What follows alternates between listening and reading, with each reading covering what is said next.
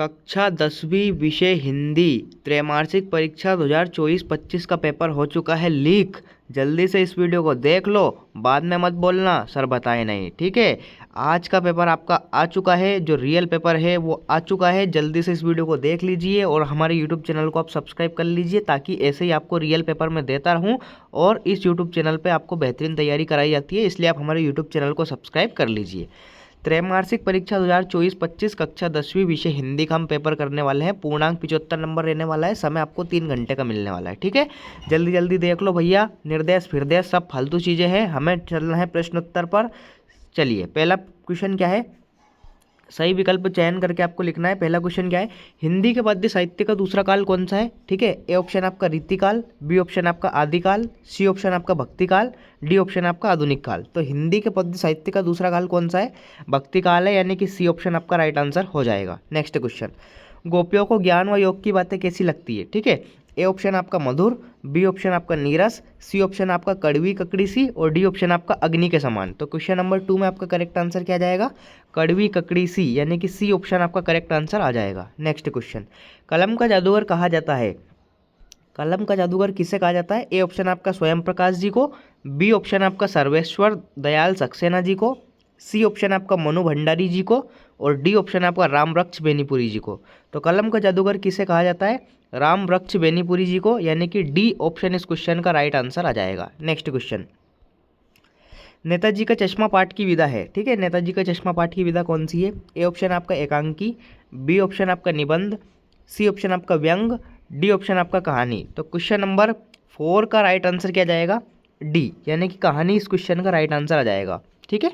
Next question, रसात्मकम वाक्यम काव्यम किस आचार्य की परिभाषा है। ए ऑप्शन आपका आचार्य जगन्नाथ, बी ऑप्शन आपका आचार्य मम्मट, सी ऑप्शन आपका आचार्य विश्वनाथ, डी ऑप्शन आपका आचार्य रामचंद्र शुक्ल। तो रसात्मकम वाक्यम काव्यम यह परिभाषा आचार्य विश्वनाथ की है, यानी कि सी ऑप्शन आपका राइट आंसर आ जाएगा इस क्वेश्चन का, सी ऑप्शन, ठीक है। नेक्स्ट क्वेश्चन, भोलानाथ के पिता रिक्त स्थान के भक्त थे, ठीक है। भोलानाथ के पिता मतलब किसके भक्त थे, ये आपको बताना है। ए ऑप्शन आपका गणेश जी के, बी ऑप्शन आपका शिव जी के, सी ऑप्शन आपका दुर्गा माता के और डी ऑप्शन आपका कृष्ण जी के। तो भोलानाथ के पिता किसके भक्त थे, शिव जी के भक्त थे, यानी कि बी ऑप्शन इस क्वेश्चन का राइट आंसर आ जाएगा। तो इस प्रकार से आपके 6 नंबर के यहाँ पे सही विकल्प पूछे जाएंगे। नेक्स्ट क्वेश्चन, क्वेश्चन नंबर 2 है आपका रिक्त स्थानों की पूर्ति आपको करना है। चलिए देख लेते हैं। पहला क्या है, सूरदास जी मुख्यतः रिक्त स्थान रस के कवि है, तो सूरदास जी मुख्यतः वात्सल्य रस के कवि है। गोपियाँ उद्धव को रिक्त स्थान मानती है, तो गोपियाँ उद्धव को बड़भागी मानती है। जीवनी गद्य की एक कैसी विधा है, जीवनी गद्य की गौण विधा है। नायक नायिका के संयोग का वर्णन किस रस में होता है, तो यह श्रृंगार रस में होता है। 5वां है आपका भोलानाथ के पिता आटे की गोलियां रिक्त स्थान को खिलाते थे, तो यह मछलियों को खिलाते थे। और नेक्स्ट आपका चौपाई के प्रत्येक चरण में कितनी मात्राएं होती है, 16 मात्राएं होती है, तो 16 इस क्वेश्चन का राइट आंसर आ जाएगा, ठीक है। इस प्रकार से आपके 6 नंबर के रिक्त स्थान हो जाएंगे। नेक्स्ट क्वेश्चन, सही जोड़ी मिलाइए, ये भी 6 नंबर की जोड़ी है। स्तंभ आ को स्तंभ बा से मैच करना है। चलिए देख लेते हैं। आत्मकथ्य, आत्मकथ्य को मैच करना है आपको जयशंकर प्रसाद से, ठीक है। 3 वर्णों का मेल क्या होता है, गण होता है, तो इसको गण से मैच करना है। एकमात्र सहारा के लिए मुहावरा, अंधे की लाठी एकमात्र सहारा। अलंकार, अलंकार को मैच करना है आपको आभूषण से। कैप्टन चश्मे वाला, प्रतिमा पर चश्मा, साना साना हाथ जोड़ी यात्रा वृत्तांत, ठीक है। इस प्रकार से आपकी जोड़ी हो जाएगी। एक बार और मैच कर लेते हैं। आत्मकथ्य को आपको मैच करना है जयशंकर प्रसाद से। 3 वर्णों का मेल को आपको मैच करना है गण से। एकमात्र सहारा के लिए मुहावरा क्या हो जाएगा, अंधे की लाठी। अलंकार क्या होता है, आभूषण होता है। कैप्टन चश्मे वाला, प्रतिमा पर चश्मा और साना साना हाथ जोड़ी यात्रा वृत्तांत। तो इस प्रकार से आपकी 6 नंबर की सही जोड़ी यहाँ पे हो जाएगी। नेक्स्ट क्वेश्चन, क्वेश्चन नंबर 4 है आपका एक शब्द एक वाक्य में उत्तर आपको लिखना है। चलिए देख लेते हैं इनको। पहला क्वेश्चन क्या है, श्री कृष्ण का योग संदेश गोपिया के लिए कौन लेकर आता था, तो उद्धव लेकर आता था। कौन, उद्धव, ठीक है। पहले में आपका राइट आंसर क्या जाएगा, उद्धव। नेक्स्ट क्वेश्चन, सूर सारावली के कवि का नाम क्या है, तो सूर सारावली के कवि का नाम है सूरदास। क्या है, सूरदास। नेक्स्ट क्वेश्चन, नेताजी की मूर्ति किससे बनी थी, तो इसका आंसर आप कमेंट बॉक्स में मुझे बताइए।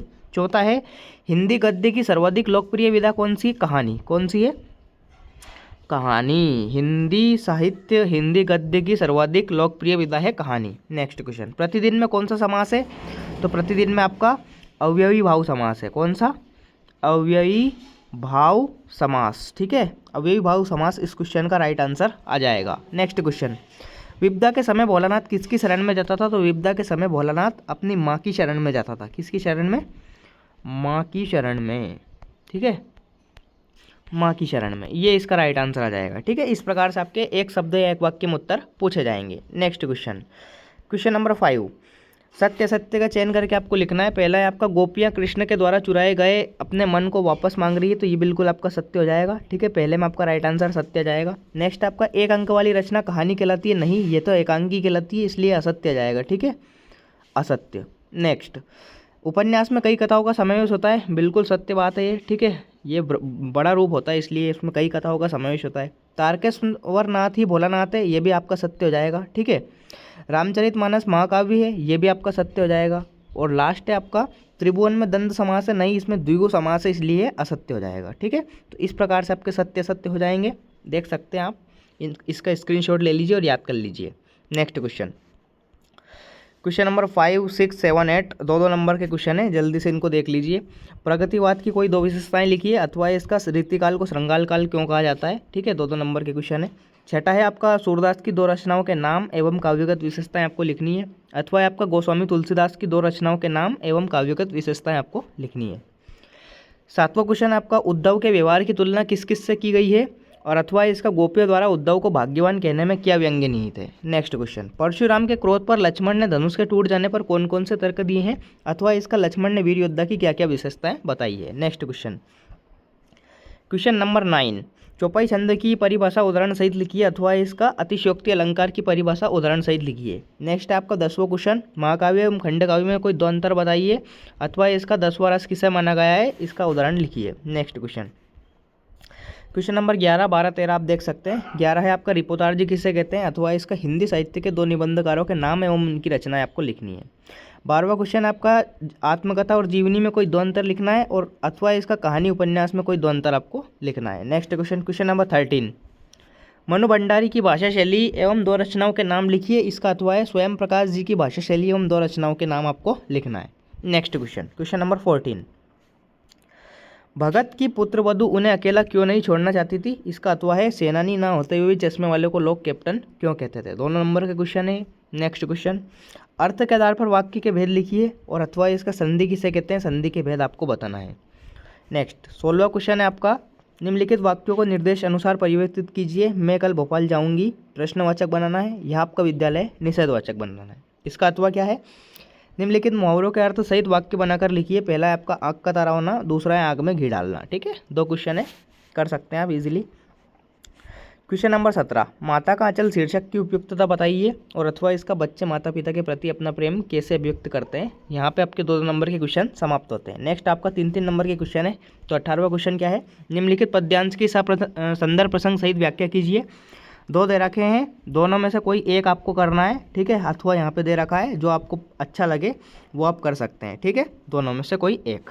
नेक्स्ट क्वेश्चन, निम्नलिखित गद्यांश की सप्रसंग व्याख्या कीजिए। यहाँ अगेन यहाँ पे आपके दो दे रखे हैं, दोनों में से आप कोई एक कर सकते हैं। यहाँ पे अथवा दे रखा है। ठीक है, या तो आप ये कर सकते हैं या ये नीचे वाला कर सकते हैं। ठीक है, गद्यांश की संदर्भ प्रसंग सहित व्याख्या आपको करनी है। क्वेश्चन नंबर 20, क्वेश्चन नंबर 20 है आपका, निम्नलिखित विषयों पर अनुच्छेद लिखिए। मेरे जीवन का लक्ष्य, अथवा इसका विज्ञापन लेखन से क्या आशय है। ठीक है, 3 नंबर का क्वेश्चन है, ये भी कर सकते हैं आप easily. Next question, question number 21, निम्नलिखित काव्यांश को पढ़कर नीचे दिए गए प्रश्नों के उत्तर आपको लिखना है। 4 नंबर का क्वेश्चन है। ठीक है, काव्यांश ये पढ़ना है आपको, और इसके नीचे 3 क्वेश्चन दे रखे हैं, इनके आपको आंसर देना है।